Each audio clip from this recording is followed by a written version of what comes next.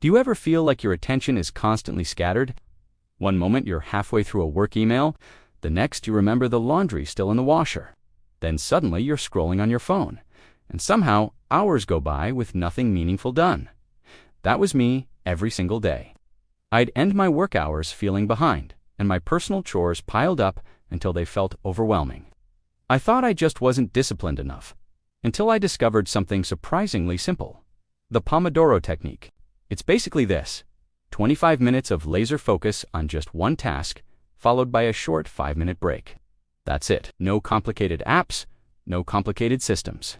Just a timer and your attention. And here's the part that changed everything. Pomodoro isn't just for deep work projects like writing, coding, or studying. It works just as well for everyday life. House chores, errands, meal prep, or even tidying up your space. When I started using Pomodoro, distractions melted away. My tasks felt less overwhelming, and for the first time, I actually ended my day with both work and home life under control. And today, I'll show you exactly how to make Pomodoro work for both your job and your personal chores, plus a few hacks to get even more out of it. Once I started using Pomodoro, I realized something powerful. It wasn't just about setting a timer. The real magic came from how I used those 25 minutes. At first, I treated Pomodoro like just a productivity gimmick. Set a timer, do some work, take a break. But after a few days, I noticed patterns. Some sessions felt amazing. I'd finish a whole task in one block and feel unstoppable. Other times, I'd get distracted, or I'd pick the wrong task, and the timer would end with me barely moving forward. That's when I started experimenting. How could I make each Pomodoro more effective? Not just at work, but for my personal life too. Because, let's be honest, our brains don't really separate work stress from home stress. If your job tasks pile up, you're overwhelmed. If your chores pile up, you're also overwhelmed. Either way, you feel stuck. So I started to test little tweaks. How I picked my tasks, how I set up my environment, what I did during breaks, and even how I combined small things into one block. And over time, I built a set of simple hacks that made Pomodoro way more powerful, whether I was finishing a report at my desk or folding laundry in my living room. Let me share some of the most practical ones with you, because once you apply these, Pomodoro stops being just a timer and becomes a system that can actually transform the way you handle both work and life. Tip number 1 is the foundation of the entire Pomodoro method. Pick one clear task for each Pomodoro. Now, here's why this matters. Our brains love clarity. If you sit down for a 25-minute block and tell yourself, "I'll just work on stuff," you're setting yourself up for distraction. You'll start an email, then remember a spreadsheet, then check Slack, and before you know it, your timer's done, and you've accomplished nothing meaningful. But when you start with a single, clearly defined task, your brain locks in so much faster. At work, that might look like: draft the first half of this report, or write the reply to Sarah's email. Notice how specific that is. It's not catch up on emails, it's one email, one draft, one task. And the same principle works beautifully at home. Instead of thinking I need to clean the kitchen, which feels endless, pick something bite-sized: fold this load of laundry, or unload the dishwasher. Suddenly, the task feels manageable, and 25 minutes is more than enough to get it done. Here's a hack. Before you start your first Pomodoro of the day, write down a short list of tasks, then break them down until each one can fit into a single Pomodoro. That way, when the timer starts, there's no decision fatigue, no wondering where to begin. You just hit start and go. And here's the best part. Finishing one clear, bite-sized task gives you a little dopamine hit. It feels good. That sense of completion fuels the next Pomodoro. And before you know it, you've built momentum that carries you through your entire day, both at work and at home. Tip number 2 is all about stacking small chores. Here's the thing. Not every task deserves a full 25 minutes. Washing a few dishes might take 5, wiping down the counters, maybe 3, watering your plants, another 5.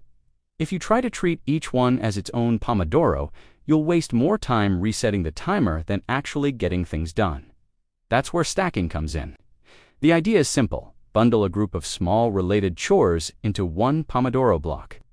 Think of it like a mini routine that fits neatly into 25 minutes. Here's how I do it at home. I'll set my timer, then go straight into dish duty. Once that's done, I immediately move to wiping the counters. After that, I'll water the plants or tidy up the living room. By the time the buzzer goes off, I've knocked out 3 or 4 chores that would have otherwise lingered on my to-do list all day. And this isn't just for home tasks. You can use the same trick at work. For example, instead of giving each tiny admin task its own block, stack them. Respond to 2 quick emails, schedule a meeting, and upload that file, all in a single Pomodoro. The real benefit here is psychological. When you stack small tasks, you clear away that background noise, the little nagging things that eat at your attention. Suddenly, your mental space feels lighter, and you can go into your next Pomodoro with more energy and focus. Pro tip: keep a running list of these microtasks. That way, whenever you've got a Pomodoro to spare, you can knock out a batch in one go and free up brain space for the bigger, more important stuff. Tip number 3 is one of the most underrated parts of Pomodoro: protecting your focus. Here's the truth: 25 minutes isn't long. But even in that short window, distractions can completely wreck your progress. One phone buzz, one Slack notification, one random thought about what's in the fridge, and suddenly your brain is gone. You lose the rhythm, and it takes way longer to recover than you think. That's why before you even hit start on your timer, you've got to create a distraction-free bubble. For me, that means putting my phone on silent and face down, or better yet, leaving it in another room. I also close out any browser tabs I don't need. And if I'm working on my computer, I'll use a focus app that blocks social media and email until my Pomodoro ends. And it's not just about work. Even for chores, distractions sneak in. Maybe you're folding laundry, but you keep stopping to check your phone. Or you're cleaning the kitchen, but you've got a podcast playing that keeps pulling your attention. Try this instead. For one Pomodoro, do the chore in silence or with calming background music, and notice how much faster and smoother it goes. Think of your 25 minutes as a little focus container. Nothing comes in, nothing leaks out. When you protect that space, you'll be shocked at how much you can get done. A task that normally takes you an hour while multitasking, suddenly finished in one Pomodoro just because you stayed locked in. Pro tip: build a quick pre-Pomodoro ritual. For me, it's setting my phone aside, putting on headphones, and taking a deep breath before I start. That little routine tells my brain, okay, we're entering focus mode now. It makes a huge difference. Tip number 4 is to use your breaks wisely. The Pomodoro Technique isn't just about the 25 minutes of focus. It's equally about what you do during those 5 minutes in between. That's where your brain gets a reset. Here's the mistake most people make. They finish a Pomodoro, grab their phone, and start scrolling through Instagram or checking email. But that isn't a real break. Your brain is still processing tons of information, and you're actually draining more energy instead of recharging it. Instead, think of your breaks as a little pit stop. You want to step away from your task and give your mind something light and restorative. Here are some of my favorite break strategies. Move your body, stand up, stretch, do a quick walk around the room, maybe even a set of push-ups if you're feeling it. Movement wakes up your body and keeps you from getting stiff. Hydrate or snack. Grab a glass of water, make some tea, or have a healthy snack. It's a great way to signal a reset before jumping back into work. Change your environment. If you've been sitting at your desk, step outside for a breath of fresh air, or just look out the window. A quick change of scenery refreshes your focus. Micro-mindfulness. Take 5 deep breaths, or just sit in silence for a minute.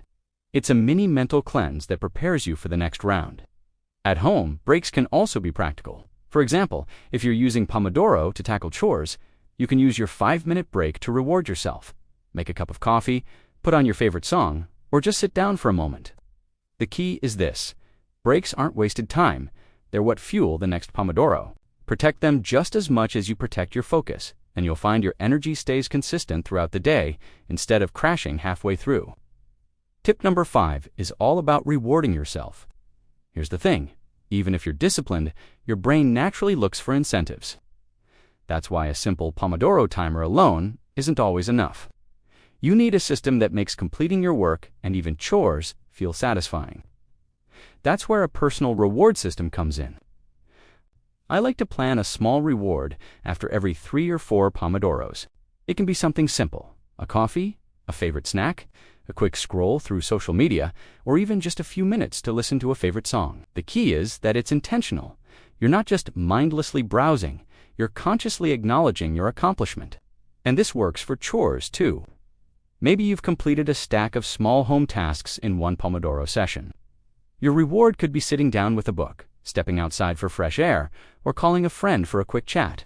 The reward doesn't have to be big. It just needs to make your brain associate productivity with a positive experience. Here's a hack I found really effective. Create a reward menu. Write down 5 to 10 small rewards you genuinely enjoy. Then, whenever you complete your Pomodoro sets, pick one. It turns finishing tasks into a minigame, and your motivation naturally stays high all day. The beauty of this system is psychological. Your brain starts to anticipate the reward, which makes starting the next Pomodoro easier. Over time, it's like a positive feedback loop. Focus, accomplishment, reward, reset, and then focus again. Before you know it, productivity becomes almost effortless, both at work and at home. So, whether you're tackling a big work project or finally getting on top of everyday chores, the Pomodoro Technique can completely change the game. One 25-minute block at a time, overwhelming tasks turn into bite-sized victories, and you start to feel in control of your day. Here's a question for you. What's the first task you're going to tackle with your Pomodoro timer? Drop it in the comments. I'd love to see what you're working on and share tips to make it even more effective. And if you found these tips helpful, don't forget to subscribe to the channel and hit that notification bell so you never miss a productivity hack or focus strategy. Let's build better work days and better home days together.